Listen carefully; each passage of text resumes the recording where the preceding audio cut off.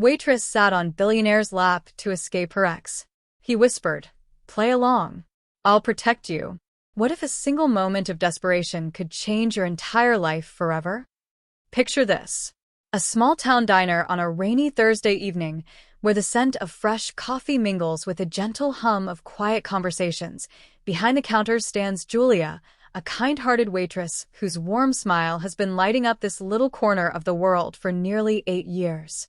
At 35, she's learned to find joy in simple things. A regular customer's favorite order, a child's delighted giggle over chocolate chip pancakes, the way afternoon sunlight streams through the diner's windows. But tonight feels different.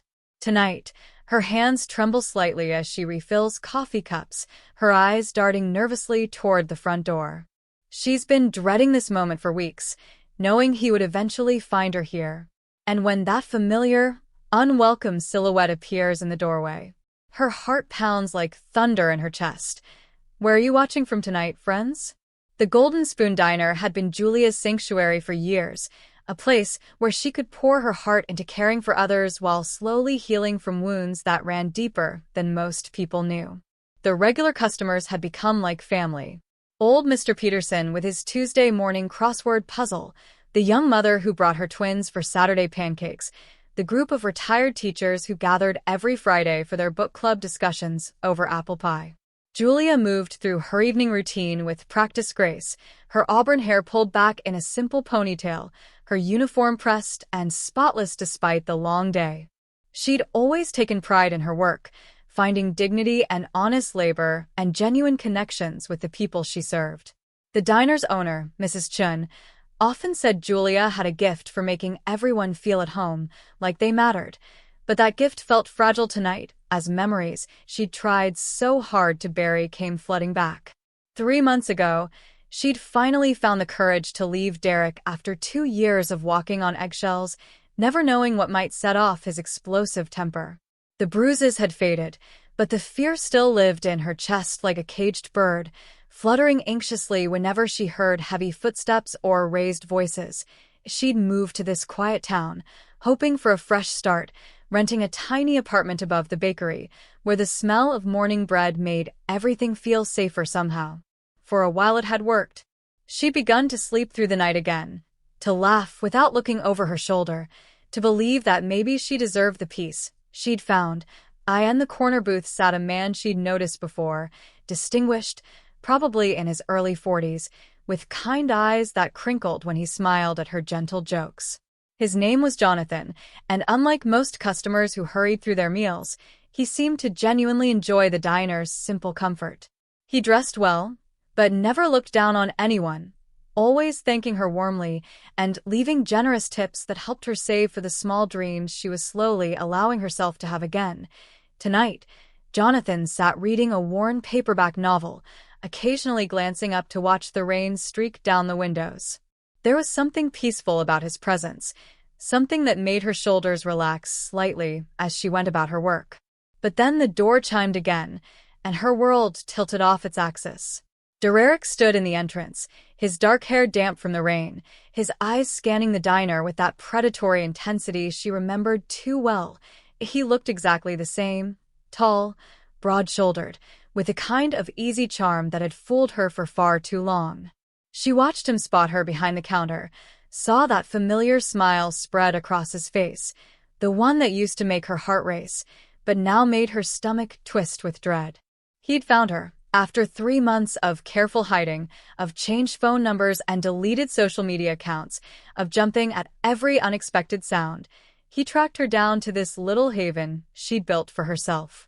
Julia's hands shook as she clutched the coffee pot, her mind racing through impossible escape routes, while Derek started walking toward the counter with that confident stride that had once made her feel protected, but now made her feel trapped. Derek's voice carried across the diner like it always had, smooth and commanding, drawing attention without effort. "Well, look what I found," he said, sliding onto a stool at the counter with that same easy confidence that had first attracted her years ago. My beautiful Julia playing house in a little small-town diner. Her hands trembled as she sat down the coffee pot, forcing herself to meet his gaze. "What do you want, Derek?" she whispered, glancing around at the other customers, hoping her distress wasn't too obvious. What I want, he laughed softly, leaning forward with those piercing blue eyes that used to make her feel like the only woman in the world. I want to talk to my girlfriend. Is that such a crime? I'm not your girlfriend anymore, she managed, her voice barely audible. I told you we were done. Oh, sweetheart. His voice dropped to that dangerous register she knew too well.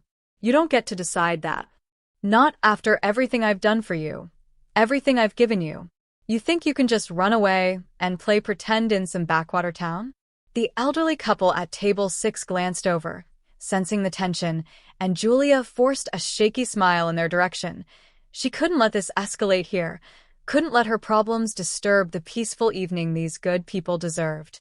Please, she whispered, just go. I'm working. I'm not going anywhere without you. Derek's hand shot out and grabbed her wrist across the counter, his grip firm enough to leave marks. We need to talk, and we're going to talk. You've had your little adventure, but it's time to come home. In the corner booth, Jonathan looked up from his book, his expression shifting from casual interest to sharp concern as he took in the scene. Without thinking, Julia's eyes met his, a silent plea for help passing between them. Derek followed her gaze, and his jaw tightened. Friend of yours? He asked, his voice carrying a warning that made Julia's blood run cold. She's everyone's friend here, came a calm voice from behind Derek. Jonathan had approached quietly, his presence suddenly filling the space between Julia and her tormentor. And you're making her uncomfortable. Derek slowly turned, sizing up this unexpected interference. AT-43, Jonathan carried himself with quiet authority, his expensive suit and confident bearing suggesting he wasn't easily intimidated. I'm sorry, I don't believe we've been introduced. I'm Jonathan Mitchell, and I'm a regular here.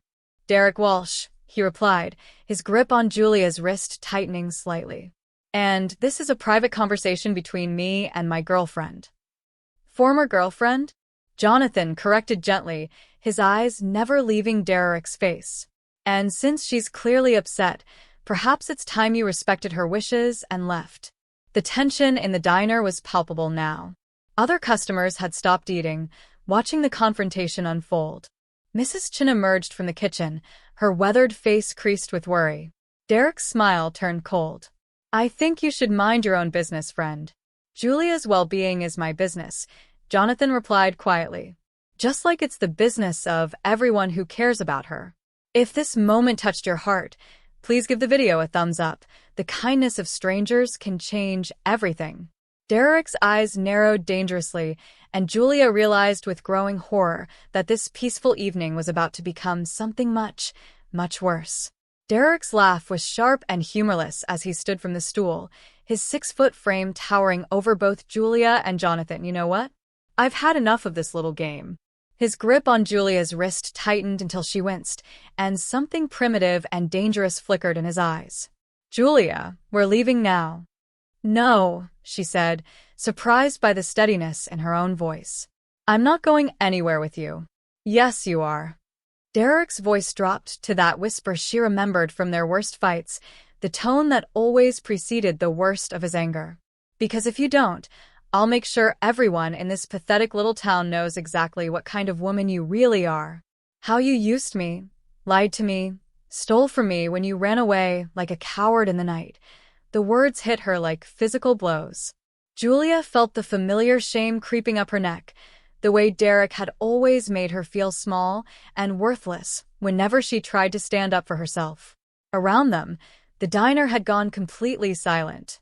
Mrs. Chin stood frozen by the kitchen door, and Julia could feel the weight of every customer's stare. That's enough, Jonathan said firmly, stepping closer. Let go of her, or what? Derek's smile turned vicious. What are you going to do about it, soup boy? Call the police? Tell them what exactly? That a man is talking to his girlfriend. In that moment, Julia felt the familiar paralysis creeping over her. The same helpless terror that had kept her trapped for 2 years. Derek knew exactly which buttons to push. How to make her feel like everything was her fault, like she deserved whatever was coming. But then she looked into Jonathan's eyes and saw something that took her breath away.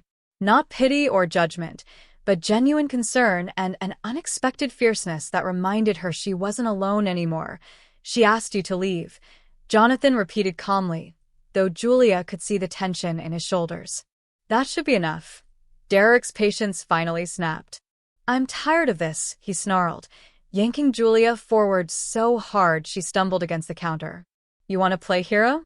Fine, but she's coming with me one way or another." The pain in her wrist where he gripped her sent memories flooding back. Other bruises, other moments when Derek's charm had fallen away to reveal the cruel reality underneath. But this time, something was different. This time, she wasn't facing him alone. Without thinking, acting purely on instinct and desperation, Julia twisted away from Derek's grip and half fell, half ran toward Jonathan's booth. Her heart pounded as she practically collapsed into the seat beside him, her whole body shaking with adrenaline and fear. Derek's face darkened with rage as he started after her. But Jonathan had already moved, positioning himself protectively in front of the booth. "I think you should leave now," he said quietly, his voice carrying an authority that made Derek pause. "This isn't over," Derek hissed, his eyes boring into Julia with a promise that made her blood run cold. "I know where you work now. I know where you live. This isn't over by a long shot. Have you ever faced something like this? Let us know in the comments." Sometimes sharing our stories helps others feel less alone. As Derek stormed toward the door, Julia realized that her problems hadn't disappeared. They'd just gotten much, much worse. The silence that followed Derek's departure felt almost as heavy as his threatening presence had been. Julia sat trembling in Jonathan's booth, her wrist already showing the dark fingerprints where Derek had gripped her. Around the diner, concerned whispers had begun, and Mrs. Chun hurried over with a bag of ice and a cup of hot tea. "Honey," the older woman said gently, her accent thick with worry. "Are you okay? Should we call the police?" Julia shook her head quickly, tears threatening to spill over. He didn't technically do anything illegal, and calling the police will just make him angrier. She'd learned that lesson the hard way before. Jonathan slid into the booth across from her, his face grave, but kind. "Julia, that man is dangerous. You can't just hope he'll go away." "You don't understand," she whispered, pressing the ice against her wrist. He's connected. His family has money influence. When I tried to report him before, somehow the complaints just disappeared. The officers who responded acted like I was wasting their time." She watched Jonathan's expression change, a flash of something she couldn't quite identify, crossing his features. "What do you mean connected?" "His father owns half the businesses in my old town. Derek never had to face consequences for anything ever. That's part of why I ran. I knew no one would believe me over him." Jonathan was quiet for a long moment, staring out at the rain still streaking the windows. Finally, he spoke. "Julia, I need to tell you something. My name is Jonathan Mitchell, but what I haven't mentioned is that I own Mitchell Industries." The name hit her like a thunderbolt. Mitchell Industries, the tech company that had transformed from a small startup to a billion-dollar empire in just 15 years. She'd seen Jonathan's face on magazine covers in the grocery store checkout line, though he looked different in person, more approachable somehow. She stared at him, struggling to process this revelation. "But you come here for coffee and read paperback novels." He smiled softly. "Money doesn't change who you are inside, Julia. I grew up in a town just like this one. Sometimes a man needs to remember where he comes from." His expression grew serious again. "But right now, what matters is that Derek Walsh just threatened someone under my protection, that I'm not under your protection," she protested automatically. "You are now," he said simply.